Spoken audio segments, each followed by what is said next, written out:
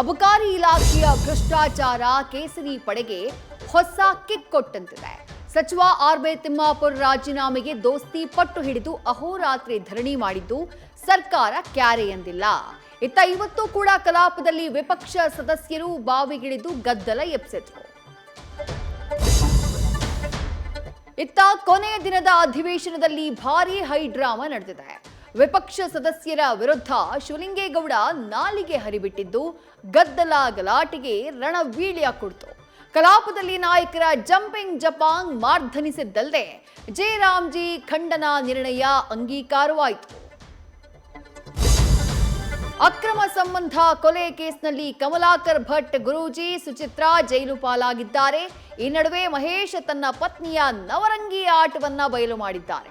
ಇತ್ತ ಪ್ರಕರಣಕ್ಕೆ ರಾಜಕೀಯ ತಿರುವು ಸಿಕ್ಕಿದ್ದು ಸುರೇಶ್ ಕುಮಾರ್ ವರ್ಸಸ್ ಹರಿಪ್ರಸಾದ್ ವಾಗ್ಯುದ್ಧ ನಡೆದಿದೆ. ಯಾವಾಗಲೂ ಸೀರೆ ಉಟ್ಟು ಸರಳವಾಗಿರ್ತಾ ಇದ್ದಂತಹ ಪಶ್ಚಿಮ ಬಂಗಾಳ ಸಿಎಂ ಇವತ್ತು ವಕೀಲರಾಗಿ ಕೋಟ್ ಧರಿಸಿದ್ರು. ಮತದಾರರ ವಿಶೇಷ ಪರಿಷ್ಕರಣೆ ವಿರೋಧಿಸಿ ಸುಪ್ರೀಂ ಕೋರ್ಟ್ನಲ್ಲಿ ವಾದಿಸಿದ್ರು. ಅಂತಿಮವಾಗಿ ಚುನಾವಣಾ ಆಯೋಗಕ್ಕೆ ನೋಟಿಸ್ ನೀಡಿ ವಿಚಾರಣೆ ಸೋಮವಾರಕ್ಕೆ ಮುಂದೂಡಿಕೆಯಾಗಿದೆ. ನ್ಯೂಸ್ ಫಸ್ಟ್ ನಿರ್ಭೀತಿಯಿಂದ ನಿಮ್ಮ ಪರವಾಗಿ.